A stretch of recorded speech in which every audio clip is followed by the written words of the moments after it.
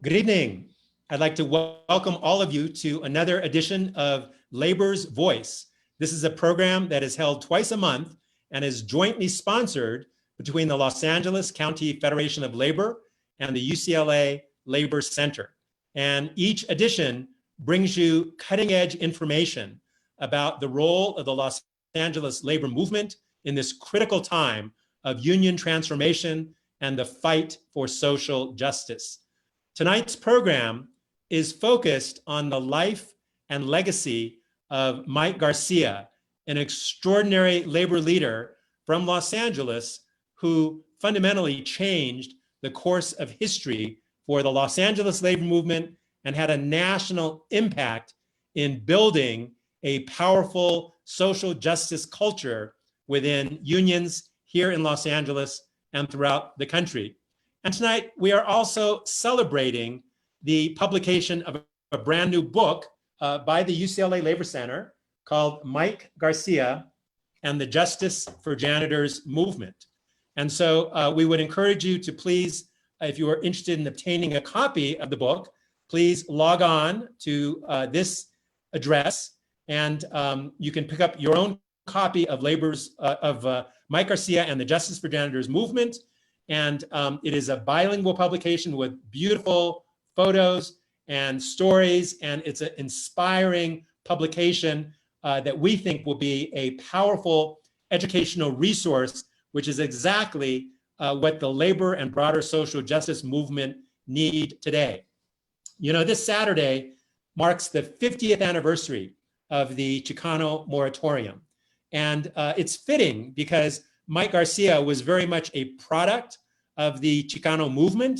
He became a leader of the Chicano movement, and many of the skills that he obtained through this movement, he brought into the labor movement, as many of his contemporaries did. And so I think that it's important to understand that when we talk about social justice unionism, a lot of times it is drawing from strengths from other social justice movements, from the African-American movement, from the civil rights movement, from the Chicana movement, from the Asian Pacific Islander movement, from the LGBT movement, from the women's movement, from Native people struggles, that frequently these are fused together to build a stronger and more dynamic and more inclusive labor movement. And so we wanted to start tonight's program with a beautiful 4-minute tribute of Mike Garcia that was prepared for his memorial back in 2017. So please enjoy this tribute video.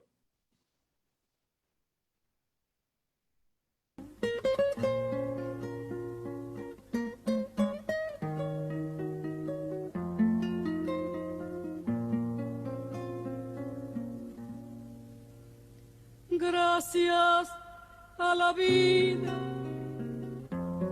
que me ha dado tanto, me dio dos luceros que cuando las abro.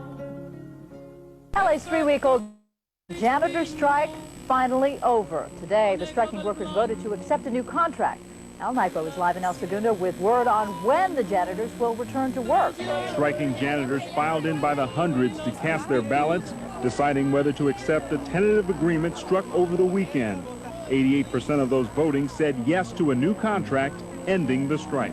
We go back to work with our heads high, with dignity. This janitor says it was a challenge of poverty against richness. It's a very, very serious endeavor, and we weren't going to let go until we won everything that there was to win. And all of the 8,500 striking janitors who went on strike, well, they've agreed to that new deal, and they'll all be back on the job tomorrow. In April of 2000, janitors nationwide settled contracts guaranteeing pay increases ranging from 25 to 50%, full-time work, health insurance, paid leave, and the right to organize. Ain't no problem like the power of the people, because the power of the people don't stop. S-O-U-L-A! S-O-U-L-A! When we fight, we win! When we fight, we win! We win! Un aplauso fuerte para todos los janitors. ¡Se puede! ¡Se puede! Cuando peleamos, que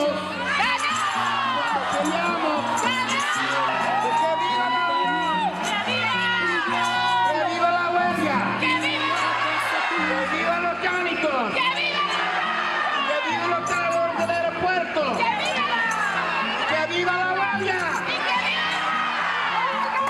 What I have to tell you right now, I tell you from a tremendous sense of accomplishment and privilege to have led this great union to where we are today. And many of you may know that I've been thinking about retiring. It's time to say, as your president, it's time to say goodbye. But it's not that I won't be around. I'll always be around for all of you. I feel that, you know, I've left something of myself, each and every one of you, that will carry this union forward.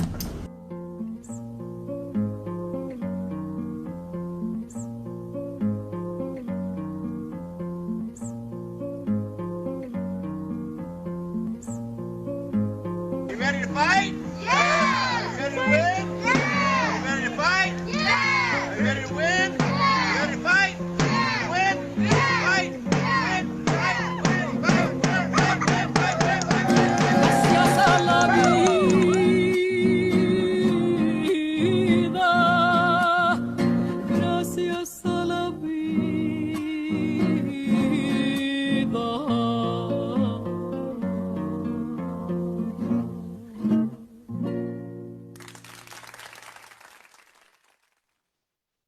It's hard to believe that it's been over 3 years since we lost Mike Garcia on March 25th, 2017. But his spirit indeed lives on. And we were so fortunate to be able to lead the program with that beautiful tribute and with the voice of Mercedes Sosa.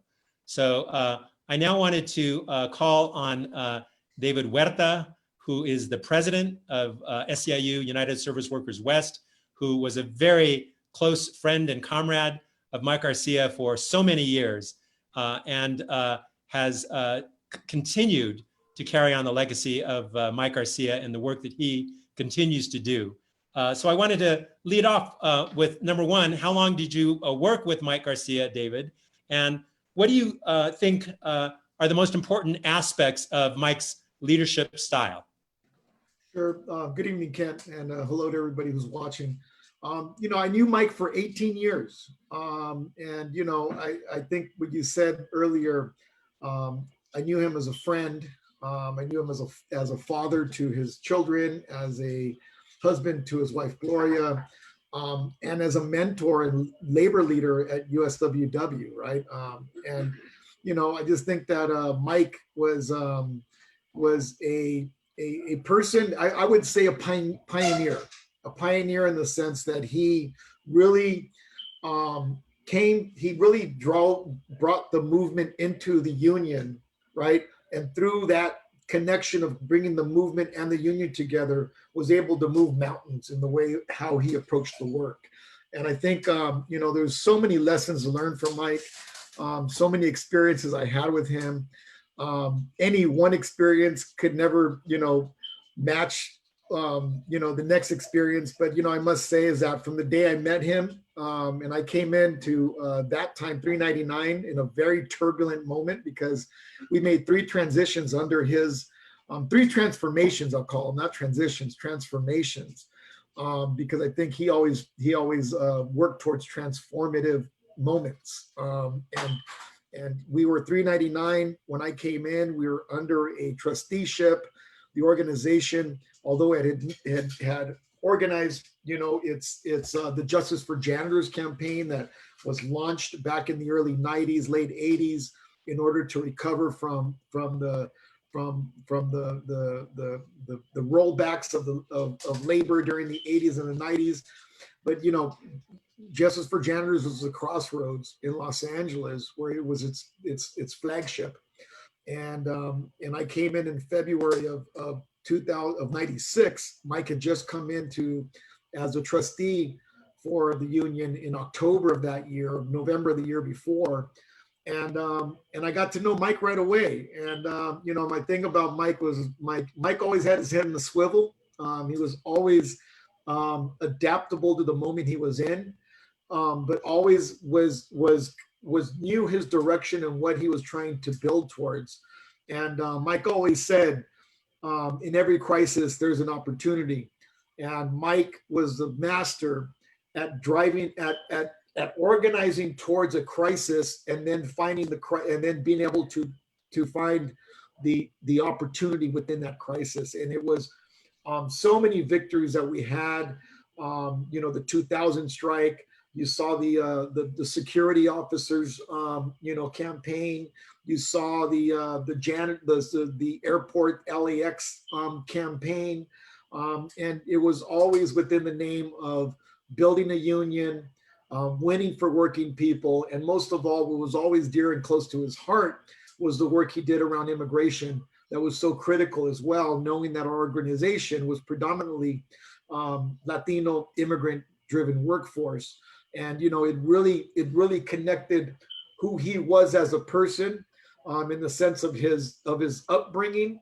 You know, his upbringing in San Fernando Valley. He would always talk about his upbringing by his fathers and his uncles, who were all union members, and how that really set the tone for him as a working person. And many Chicanos, as we know, were really, by our fathers and our families, were really instilled with the sense of work ethic, right? Work ethic was, you have to work, and it was never the option of an education was not something that was handed to us, but rather the virtue or the ethic of work was what's reinforced in our families, right? And Mike took that very that sense of work ethic, took that very close to his heart, kept that always very close to his heart, and was one of his driving forces. But in growing up as a blue collar family in Los Angeles, within as a second generation immigrant, or second generation American, Mexican American, he also understood the challenges of our community, marginalized by a society that had historically put Chicanos as second-class citizens. And so his upbringing through the Chicano movement also was I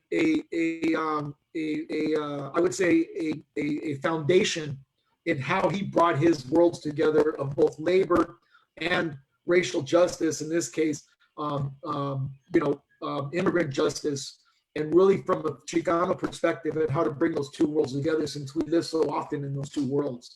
And so for me, you know, I just and just watching that video, my wife just asked me, does that bring you a lot of memories? And while I have my thing up on mute, and it's I feel a little bit choked up right now just watching that, because it's been a while since I've heard his voice, and it's been a while since I've been able to see him.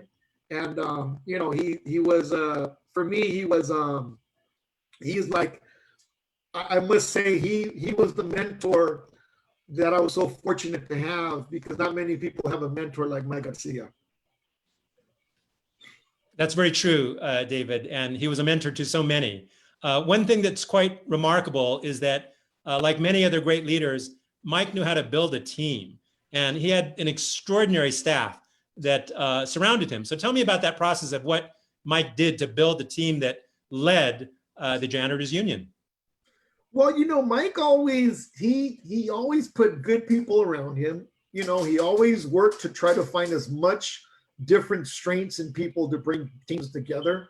And he was always willing to take a chance, right? Risk was at USWW, under a different, iterations of 399 to 1877 to USWW. Risk was always part of the equation. If we weren't taking risks, then we weren't getting anything done. And I think the first team that I was able to be part of in 2000, in all honesty, we were all very young. We were super young. None of us really, we went into this with organizing perspective, but didn't really understand what it meant to move a strike. My father had been with a Teamster member, a retiree. He had been part of strikes. My experience with the strike was really through the eyes of my father, but I had never run a strike, you know. But Mike really liked having young talent around him, because you know we were eager to learn and we were hungry to work in the moment. And that was the team that really pulled off that 2000 strike. That had so many talented people on that, and a lot of folks who came out of that fight are either still with us or working in other capacities in other places, true to the talent that they had. And I remember one moment during that strike, or during the beginning of the strike, or right before the strike, there was still a lot of internal politics being played as a result of the trusteeship, and so there was still a lot of political strife within the organization, and we were still trying to get some key leaders to come in board with us. And a couple of weeks before the strike started, we were still moving towards the strike. But I'll be honest with you, I don't think many of us understood how we were going to win a strike, because you know it's one thing to prepare for a strike, it's another thing to win a strike. And Mike always said there was two strikes that there's two types of strikes. One's a defensive strike, and if you're in a defensive strike, you've lost already.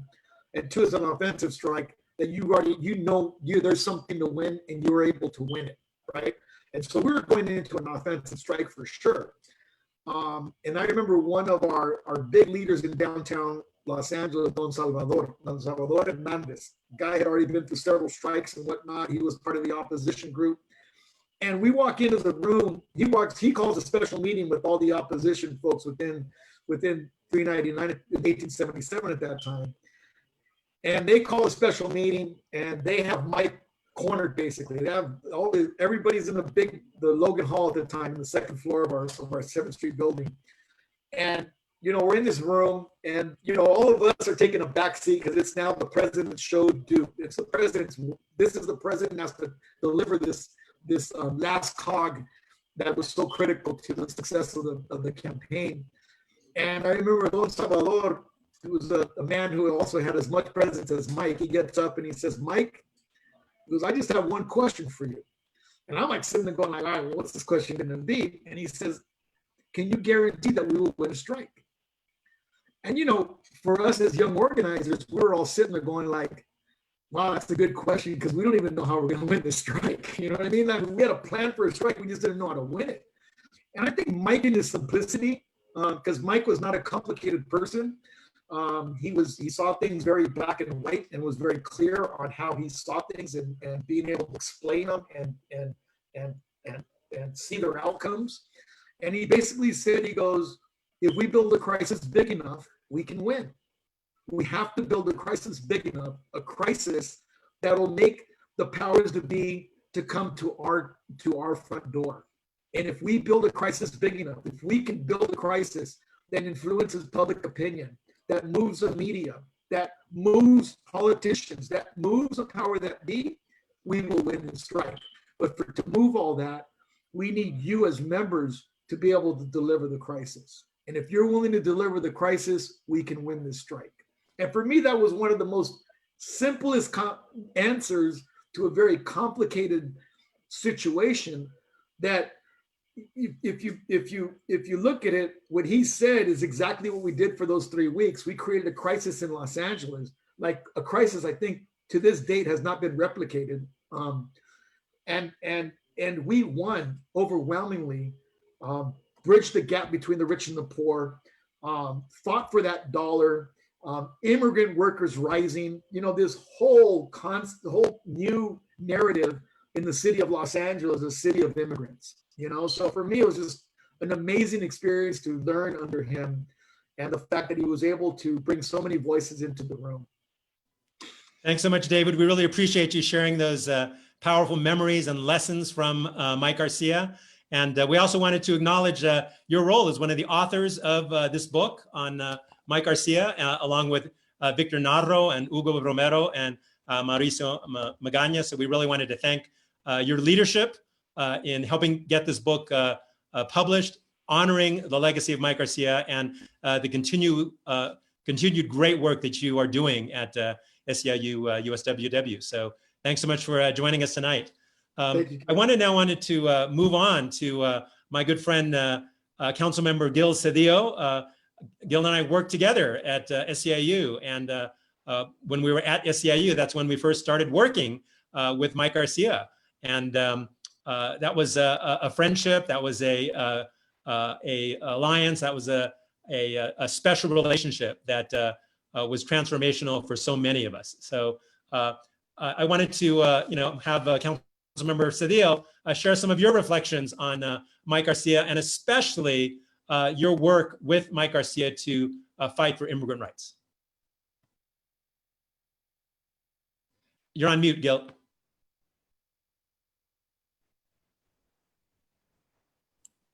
God, that was so profound. Let me begin by saying thank you for doing this. This is so necessary, so significant, and so timely. And so I want to thank you. I, like David, am also moved and emotional by the video. It brings back so many memories that I had with Mike. What a rich time period we had together. I've got stories that will last more than the entire hour here. There's also a few things that are interesting just as things work out before I get into my memories of Mike. But, you know, he passed away on my birthday, which is obviously I never forget. And then he was born actually a day before my wife was. So those two dates are forever in my mind and my heart. And so, you know, my memories of him is, and I will say this to you very clearly, very affirmatively, but Mike was probably, I mean, he was one of the best union leaders in this nation. And I've met many. I spent 15 years organizing workers and being at the highest levels of the labor movement when I was with SEIU. And I've met them all, and, you know, I've been in politics for over 20 years now. But he was, without any pause or hesitation, one of the most innovative, committed, dedicated union leaders this nation has ever known. He doesn't have the fama, the fame that others have, but his significance in organizing urban workers, janitors, and security guards is just with incredible foresight, because it's at strategic points of our economy, at times of transition, when labor was in many respects on the decline. He introduced new models of organizing. This concept of a labor community coalition may be novel, or may be routine today, but it was novel. I mean, it was, you know, earth-shattering. It was new, and he introduced it. And in part, as David said, he introduced the movement to the unions, but he also introduced the unions to the movement and was willing to work with community groups. And I sat with him many times. He and I spent hours and hours together plotting and planning when we were both starting out, particularly when the more he was able to come to Los Angeles, and then ultimately when he came to Los Angeles. But we spent, there was a restaurant, Barragans, over on Sunset, and Mike and I had a booth there. We had a lot of plotting and planning there, and sometimes we would fuss, and Max Avalos would make us break bread together, and so there was a lot. And one of the obviously biggest things was our fight against Proposition 187. That was transformational for the labor movement, to take organized labor and take a position pro-immigrant. It's the first time in the history of labor in this country. And we did that starting with SEIU and broadening the coalition out in a way that it's unprecedented. And then we didn't just support or oppose the proposition, but we mobilized immigrants to fight for themselves. Again, the first time in this country, on a very militant program worker focused, union focused. We got engaged in electoral politics. We did voter registration, and then we mobilized young people.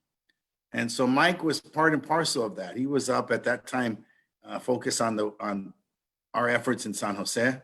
We were in Los Angeles. We had the biggest marches in both cities that those cities had ever seen for civil rights and human rights. That's noteworthy, and it was incredible work. But we didn't stop there. I mean, we continued that effort. That led to the AFL-CIO changing their position on immigration. It led to John Sweeney's move into the AFL-CIO to the presidency. It led to us taking that position and leading the way on that point, which was critical. And then we also did that through the legislature. And so before there was the California Dream Act, there was AB 540. I was the co-author with that with Marco Fireball. And particularly the janitors were there. And I remember we were at a rally and I thought, well, this seems kind of interesting. What's the connection? But the connection was the future, that Mike could see and visualize that these were the children of his workforce, of the members of his union. And so what we were doing is we were opening up the doors of the university, the college, state universities, for the children of janitors. Because immigrants come here not for themselves, but they come here for their families. And they come here not for today, but for the future. And so that's what we were doing when we were there supporting Proposition 8, AB 540, and then later on the California Dream Act, which was ultimately signed. And now, you know, California, I was in a conversation like this recently, you know, we're like the most progressive for immigrants throughout the country. And so people don't have the Dream Act in each of the states. People don't have a driver's license. It's huge. Over 1.7 million immigrants can drive in this state without looking over their shoulders. And that's in part because of the efforts of Mike Garcia and SEIU supporting the right for immigrants to drive legally in the state. And so those were some of the things that that were there. Obviously, you know, I love the man very much. He's my brother. And we went through a lot together. I remember when his father passed away. He was there with me. You were there, obviously, when Ruby passed away. I mean, just were so many highs and lows that were so meaningful for both of us. And we were always there together. But one thing I always remember about him was this: if you fight, you win.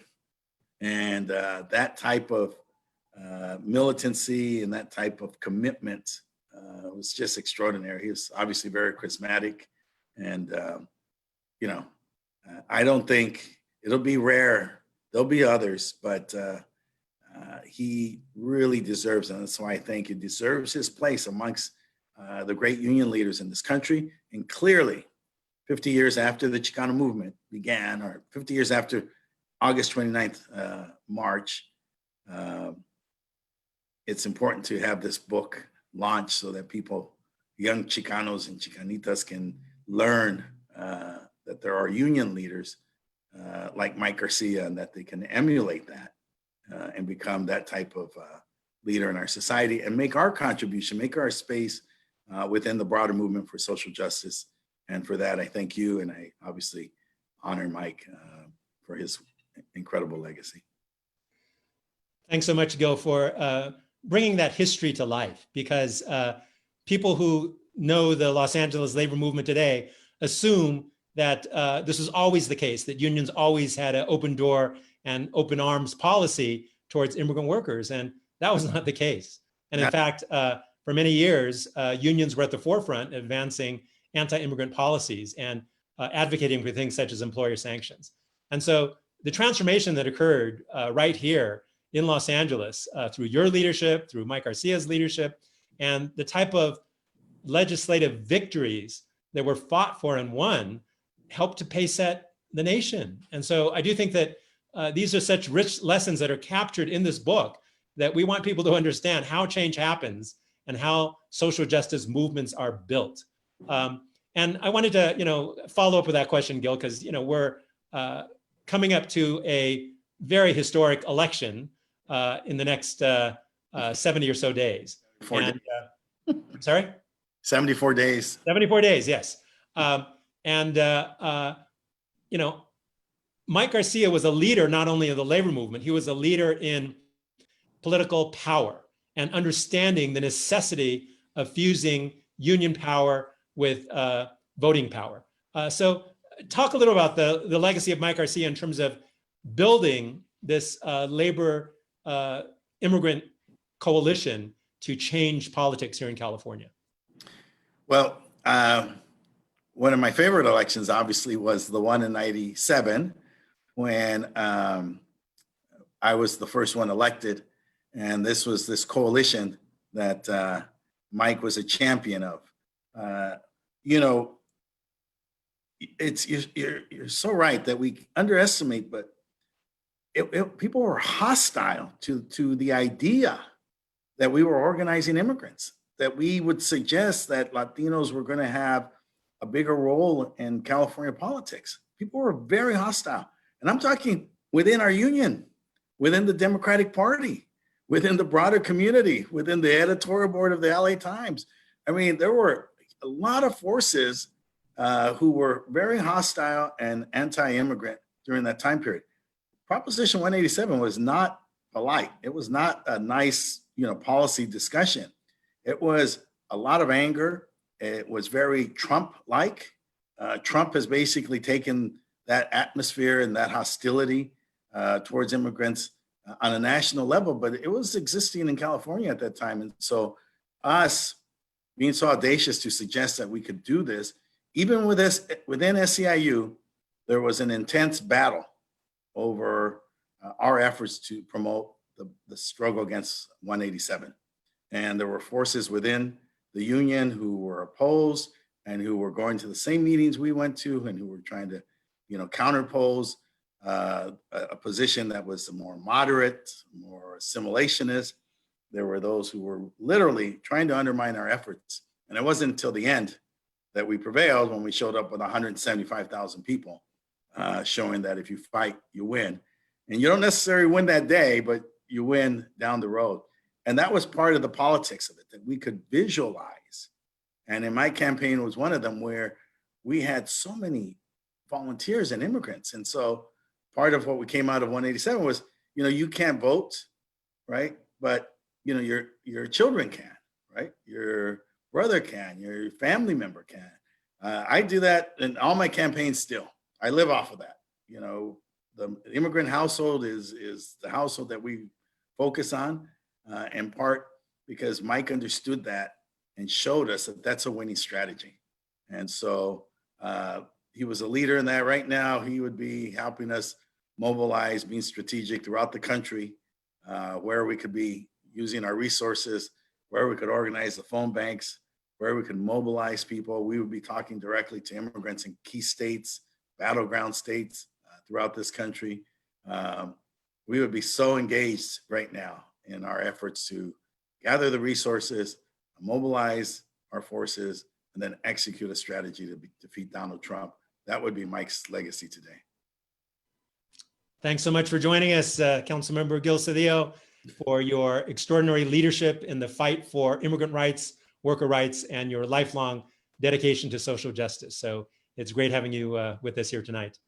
We're going to move on now to the president of the Los Angeles County Federation of Labor, Ron Edda, who's done extraordinary work, especially during the pandemic, especially during the COVID-19 crisis, to continue to fight for worker rights, for immigrant rights, and for health and safety for all. And I wanted to ask Brother Ron Edda to share some of his memories of Mike Garcia, because he worked closely with him when he was the president of the Teamsters Union and worked in solidarity with Mike Garcia and SEIU USWW. So welcome, Ron, and would love to have you share some stories about your relationship with Mike Garcia. Thank you. But first, thank you to the UCLA Labor Center for doing this. I mean, this is quite a tribute to Mike, and as a friend of his, I don't think that, he gets his just due, because he was a great leader. Both David and my brother David and My brother Gil said it before me, but I just wanted to recognize you, Kent, and thank you for, sharing his story here tonight, because I think it's really, really important, especially for the young Latino leaders that we have and Latina leaders, in the labor movement and in politics today. A couple of things, just on a quick note, right? You never want to talk behind Mike when there's a time limit of 1 or 2 minutes, because he takes up your 2 minutes, right? And then you end up with 30 seconds. He did not know what a sound bite was, right, David? His sound bites were like 5 minutes, right, instead of 30 seconds. But a heck of a guy. I'll tell you, I'll share my story with them about 2000, but one of the stories I have, I was in a protest with them, and the janitors had blocked a major boulevard in Los Angeles. And the permit was till, let's say, like hypothetically till 2 o'clock in the afternoon. So Mike comes up to me and he says, look, he says, we're permitted to have a street closure until 2, but we're not going to leave the block. We're just going to sit down and just take over the street. So you might want to leave. Now, how in the world could I leave Mike Garcia? And I just told him, well, Mike, if you're going to sit down, I'm going to be sitting down right next to you. So sure enough, his style, 2 o'clock came and the janitors didn't go anywhere. But, and that just, the courage that this man had was amazing, especially being a Latino labor leader, coming up with them. In 2000, that was where Mike and I basically met. I was actually a business agent at the time for Local 396 Teamsters. And we stopped all truck traffic for UPS going into the buildings, both in downtown LA and in West LA. And we also represent the private sanitation workers. And we stopped all trash pickup going into the buildings. Well, I didn't realize at the time that next day air letters were so vital to these offices. And from 2000 till now, obviously we are still sympathetic with Brother Huerta. And anytime that Mike from 2000 on had a labor issue, a strike, or even threat of a strike, he always had the Teamsters behind him. But one thing that I want to highlight is that the 2000 Justice for Janitors strike was more than just a labor strike. To all of us Latino labor leaders. And what it did was it started a partnership in labor in Los Angeles. It started a sympathy with us all, because going from, the janitor strike, it led to the hotel workers, right? Where Teamsters, wouldn't cross and sympathize with hospitality workers, and on to nurses, right? In Local 721, on to the trades. Any strike line that is in Los Angeles and Orange County, for that matter, Mike actually started through the Justice for Janitors. And a lot of folks don't know that.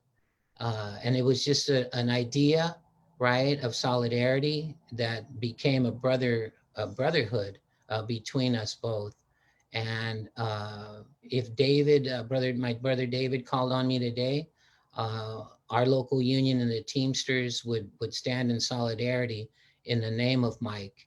And it definitely created a movement between our two unions, both the Teamsters and, at that time, Local 1877 SEIU. Thanks so much for sharing that story, Ron, because one of the things that I know that you have been pioneering and advocating for as president of the LA County Federation of Labor is the necessity of this type of multi-union solidarity, multi-union alliances.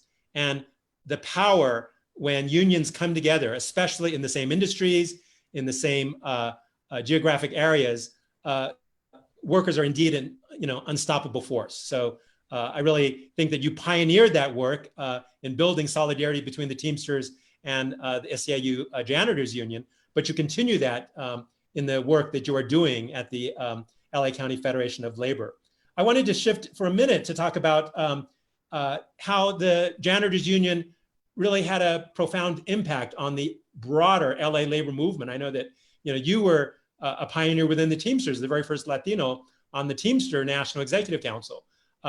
And the Janitors, as a breakthrough organizing union, also had a dramatic impact. So if you could share a little about how this union had a transformational impact on the rest of the labor movement here in Los Angeles.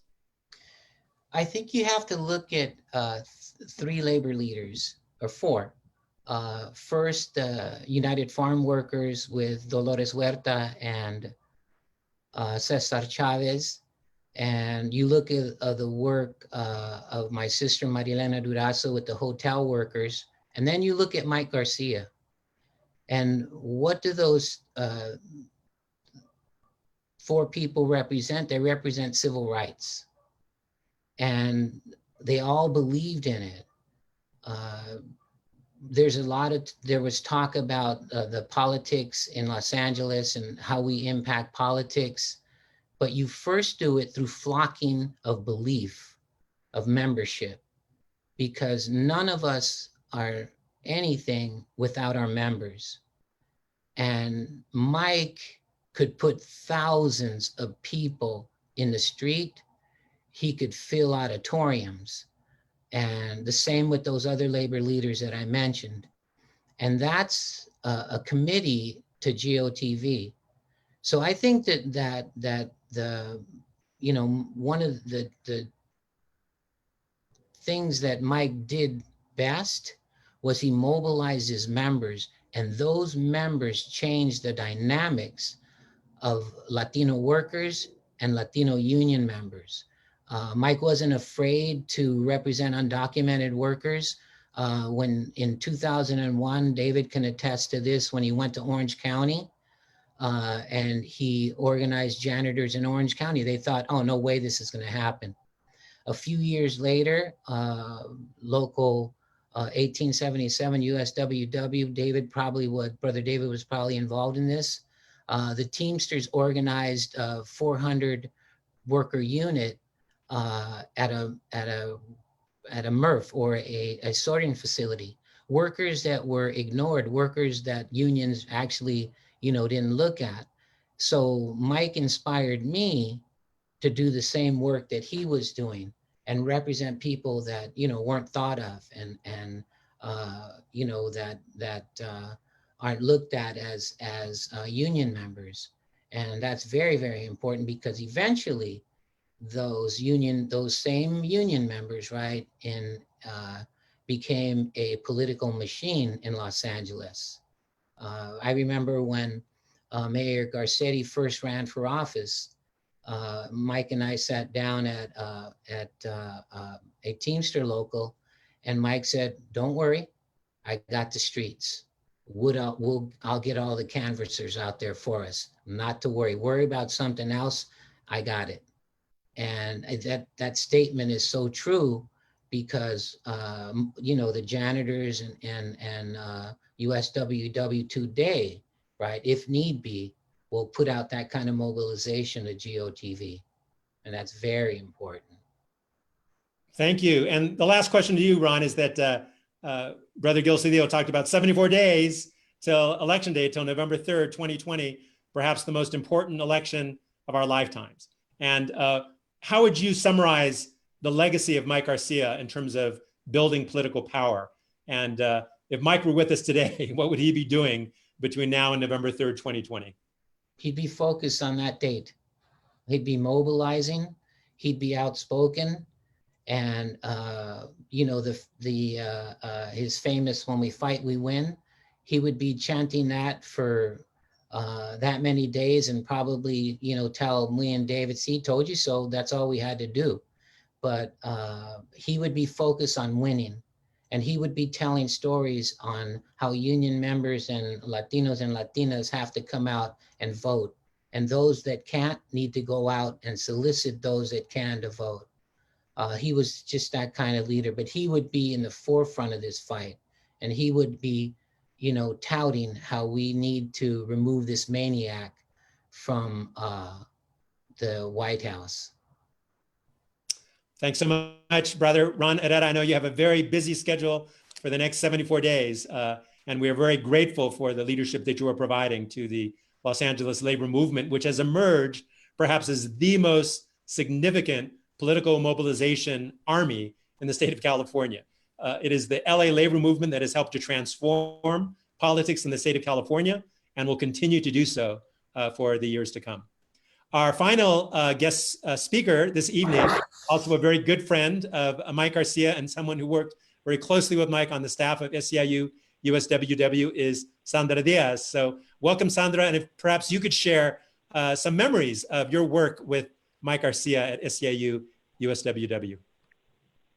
Yeah, so hi, it was great listening to everybody speak. It's almost like flashbacks of the moments where Mike would tell me all these stories, particularly, you know, he would talk about the table when all these like Chicano and Latino leaders, Latino leaders would meet and did these plans to transform LA and California. So thank you. I think you all just took me to a memory lane of so many stories that he shared with me. And I guess what I would share was I started working with Mike. I was with the local, I was 24.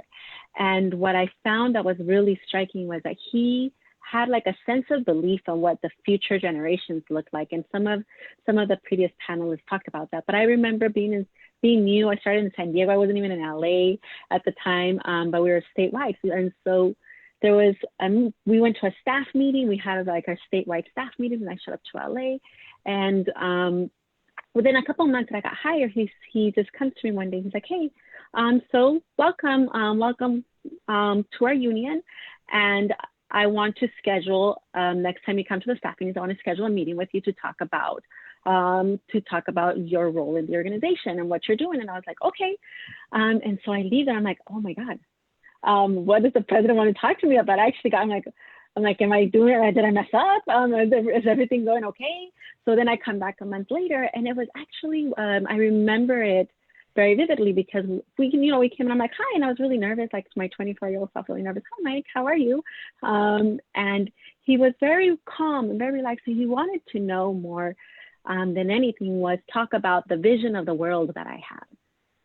So he asked me a lot of questions and wanted to know where I came from, what my upbringing was, what was important for me in terms of the change that I wanted to see in the lives of our communities and the lives of workers, and what was my vision for that. And I actually found that to be, and then from there, we had regular meetings and conversations on not just what the vision was, but how that lived within the union. What role did we see the union playing, not just in the workplace, but really transforming the lives and communities which we were a part of. And so I would say that that's the Mike that I remember, just always being intentional about, one, wanting to know, well, what's your vision of the world? How does that make the labor movement stronger? How do we build for future generations? And really took risks. I would say that when he tasked me to be in charge of the San Diego office, I was really young. I was 26. And he took a risk with me. And I would say that I appreciate that. There were some failures, there were some successes, but he never gave up on the possibility, not just of of me developing, but of what we could become as a union and seeing me as part of his union. Thank you for sharing that story, Sandra. And I've heard that story from so many people that, Mike Garcia took a risk in me. He invested in me, and he saw that I could be a union leader, And I wanted to talk a lot also, because I think that another thing is that Mike was heavily invested in building worker leadership, that there's no way that USWW could have accomplished what it's done over the years without the powerful rank and file leaders that emerged in this union. So why was this a priority for Mike, and what differences has that made in terms of the development of USWW? I think that's the very foundation of not just our local, but when the labor movement gets it right. Could we invest and believe in the power of working people, and the power not just of, you know, showing up and being the members, but really the transformation that comes with that. And I remember he would tell me when you would take the intersections, when you would take the buildings, when you would have the militancy behind the actions, he always would, I remember when I started, he said, watch for that moment when that señora or that señor realizes that they have power, because they never forget that moment, and that moment they believe in themselves and they believe that they're worth fighting for. And so that was the foundation of our organization. He would say, you know, the bosses, the building owners, whoever, I want them to think we're crazy.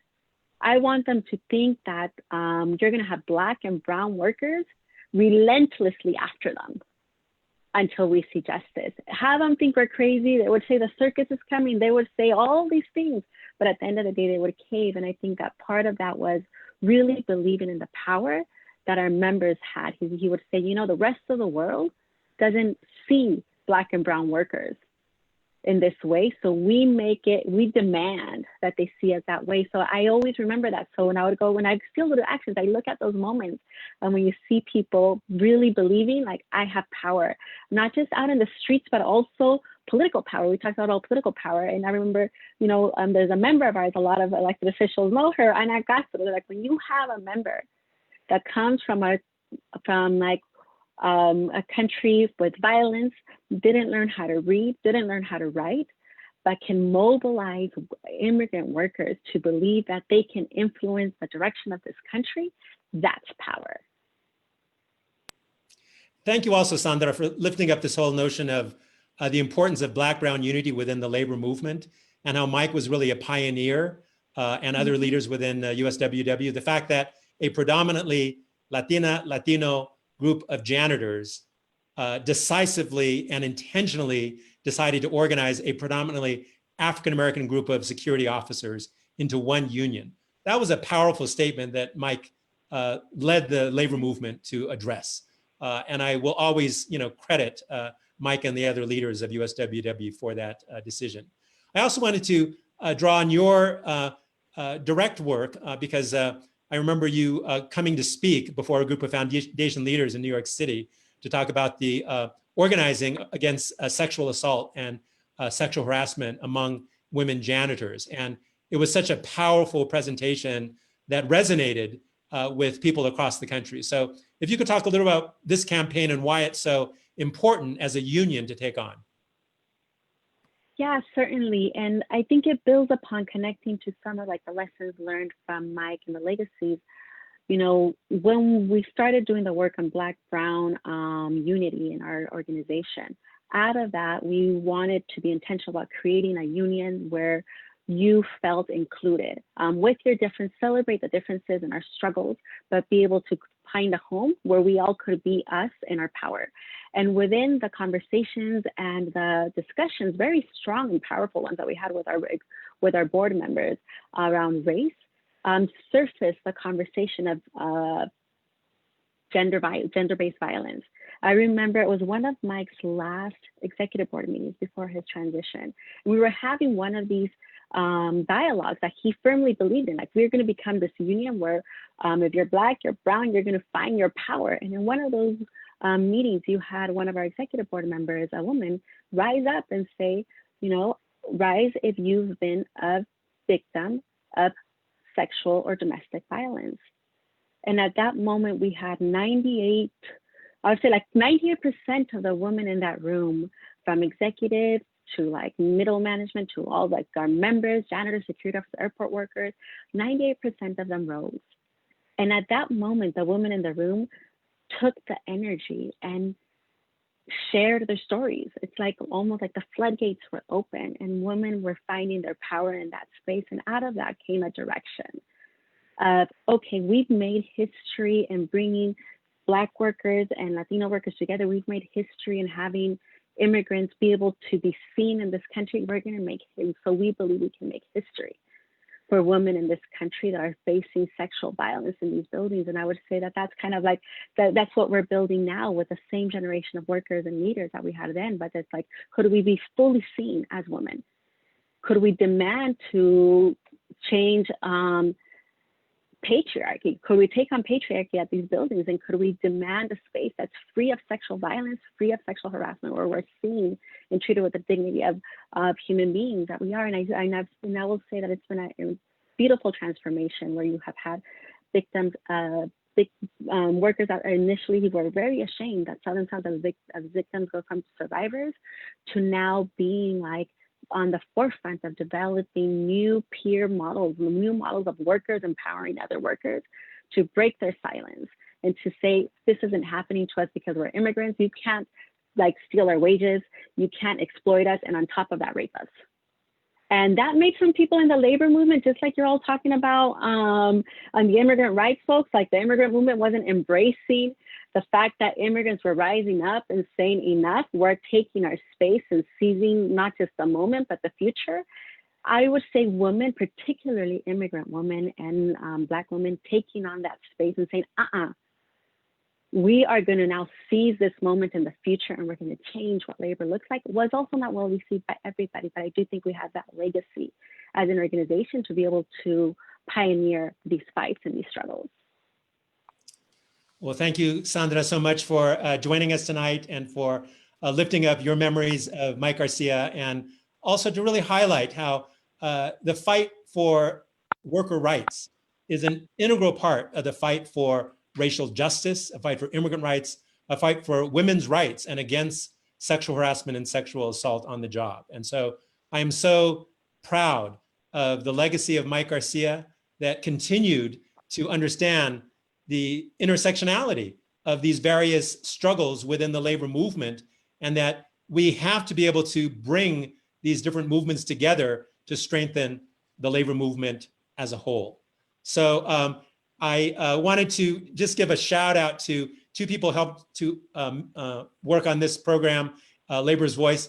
One is Hugo Romero, who was one of the co-authors along with David Huerta and others, and who was a immigrant youth leader who was fighting for the DREAM Act, was fighting for DACA, and was so inspired by working on this book and having the opportunity of learning from Mike Garcia.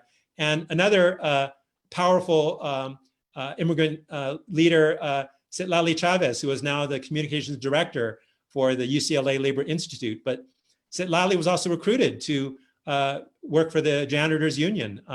And once again, it was Mike Garcia who reached out and said, I want you to join our team. I want you to organize with the janitors. And it was a transformational experience for Citlali as well. And she's doing extraordinary work. But those are two more examples of younger activists who have really been taught by Mike Garcia.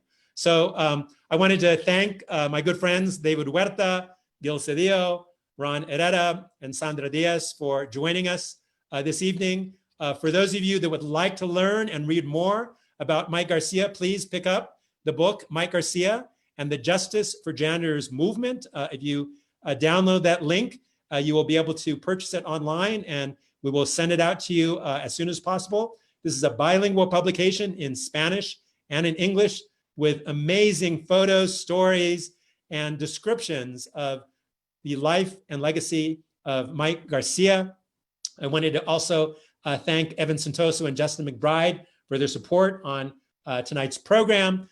Please tune in again to this twice a month webinar co-sponsored between the LA County Federation of Labor and the UCLA Labor Center. And please, we have 74 days left to Election Day. And as all of the speakers said, if Mike Garcia was with us today, he would be mobilizing like crazy to ensure that all of our communities are represented at the polls come November 3rd, 2020, and that we can create the type of change that we need, both here in the state of California and in the country. So change is coming. Let us commemorate the 50th anniversary of the Chicano moratorium. Let us celebrate the life and legacy of an extraordinary human being in Mike Garcia, and let us continue to fight and to carry on the work that Mike Garcia left behind. Thank you very much for joining us.